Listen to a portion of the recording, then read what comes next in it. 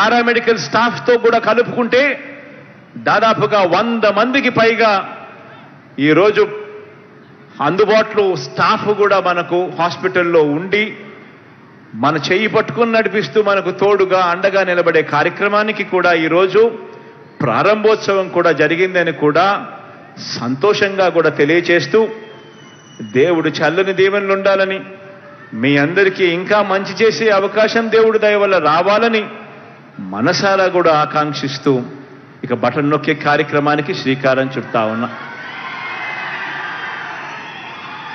మీ అందరితో కూడా ఇంకొక చిన్న విన్నపం కూడా చేయదలుచుకున్నా.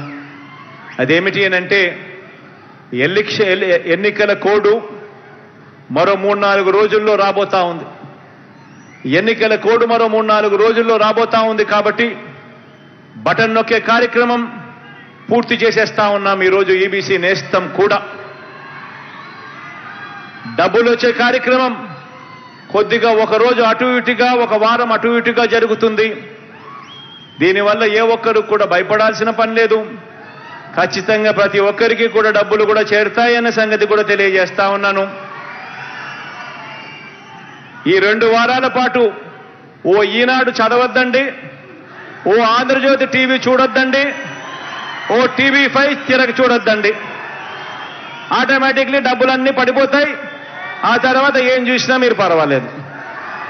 ఎందుకంటే మనం యుద్ధం చేస్తూ ఉన్నది ఈరోజు చంద్రబాబు నాయుడుతో కాదు, యుద్ధం చేస్తూ ఉన్నది ఒక చెడిపోయిన ఒక మీడియా వ్యవస్థతో కూడా యుద్ధం చేస్తూ ఉన్నాం. న్యాయంగా ధర్మంగా మంచి జరిగితే కూడా దాన్ని వక్రీకరించి అన్యాయంగా చూపించే ఒక చెడిపోయిన కుళ్ళిపోయిన ఒక ఈనాడుతో, ఒక ఆంధ్రజ్యోతితో, ఒక టీవీ5తో కూడా యుద్ధం చేస్తా ఉన్నామన్నది మాత్రం మర్చిపోవద్దండి. మీ అందరికీ కూడా మంచి జరగాలని, దేవుడు దయతో నా అక్క చెల్లెమ్మలకి ఇంకా మంచి జరగాలని మనసారా కూడా ఆకాంక్షిస్తూ సెలవు తీసుకుంటా ఉన్నాను.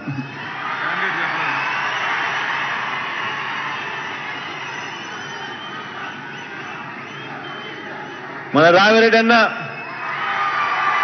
మీ అందరికీ పరిచయస్తుడే.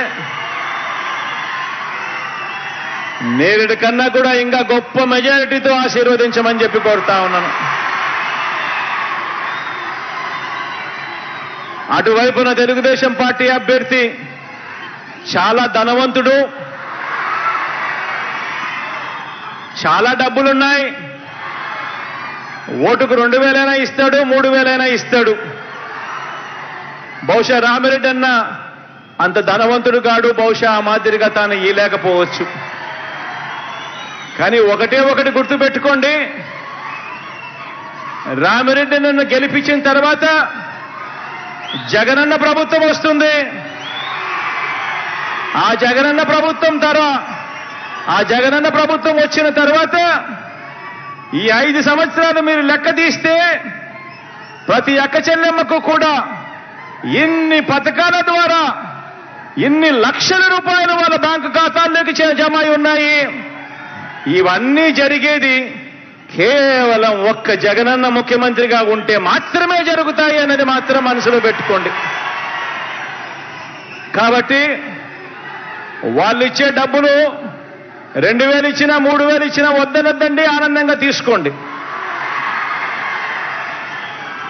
కానీ ఓటు వేసేటప్పుడు, బటన్ నొక్కేటప్పుడు మాత్రం ఖచ్చితంగా గుర్తుపెట్టుకోండి, రామిరెడ్డి అన్నకు ఓటు వేస్తేనే జగన్ ముఖ్యమంత్రి అవుతాడు అన్నది మాత్రం గుర్తుపెట్టుకోండి.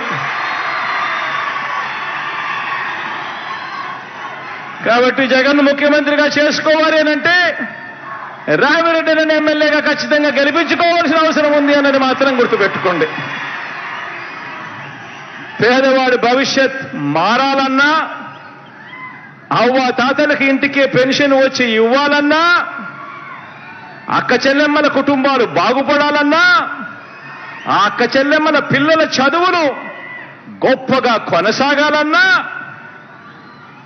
రైతన్నల ముఖంలో చిరునవ్వు కనపడాలన్నా, వ్యవసాయం ఒక పండుగగా జరగాలన్నా,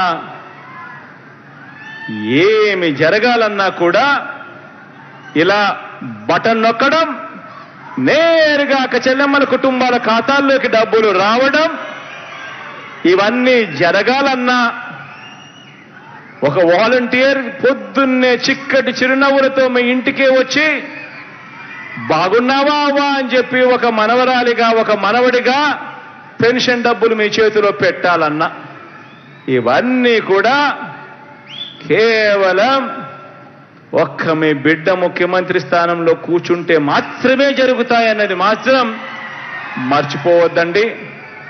పొరపాటు జరిగిందనంటే ఇక బటన్లు నొక్కడం, మీ ఇంటికి నేరుగా వచ్చే కార్యక్రమానికి తెరమరుగు పడుతుంది. మళ్ళీ గ్రామాలలో జన్మభూమి కమిటీలు వస్తాయి. మళ్ళీ ఎక్కడ పడితే అక్కడ లంచాలు, వివక్ష అనేది మళ్ళీ ఎక్కడ పడితే అక్కడ వస్తాయి.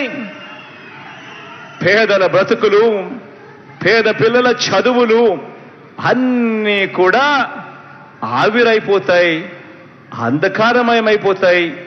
పేదల భవిష్యత్ బాగుపడే పరిస్థితి నుంచి పూర్తిగా అన్యాయమైపోయే పరిస్థితి ఉంటుంది అన్నది మాత్రం ఖచ్చితంగా అందరూ కూడా గుర్తెరగమని చెప్పి సవినయంగా కోరుకుంటూ ఇక బటన్ నొక్కే కార్యక్రమానికి శ్రీకారం చుడతా ఉన్నాను.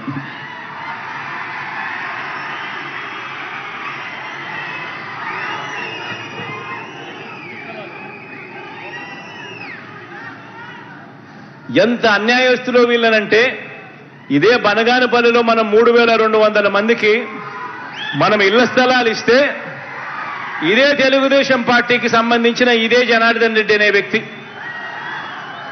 ఏకంగా కోర్టుకు పోయి చంద్రబాబు నాయుడు గారు కోర్టుకు పోయి వీళ్లకు ఇళ్ల స్థలాలు ఇస్తే ఎక్కడ జగన్కు మంచి పేరు వస్తుందో, ఎక్కడ రామిరెడ్డికి మంచి పేరు వస్తుందో అని ఏకంగా ఇంటి స్థలాలు ఇవ్వకూడదని చెప్పి కోర్టుకు పోయి కేసులు వేసి అడ్డుకుంటా ఉన్న పరిస్థితి కూడా ఇదే బనగానపల్లిలోనే మనకు కనిపిస్తా ఉంది.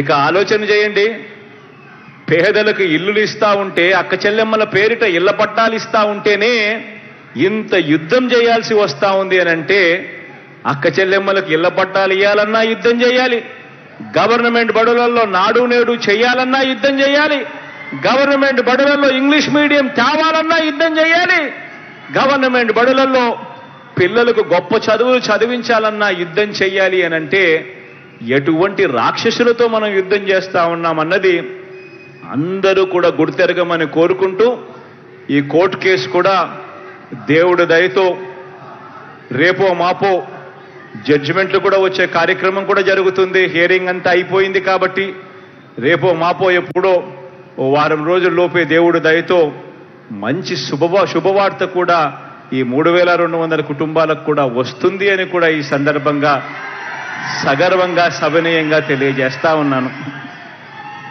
మంచి జరిగిచ్చేదానికి ఎప్పుడు మీ బిడ్డ మీకు అండగా తోడుగా ఉంటాడని తెలియజేస్తూ సెలవు తీసుకుంటా ఉన్నాను.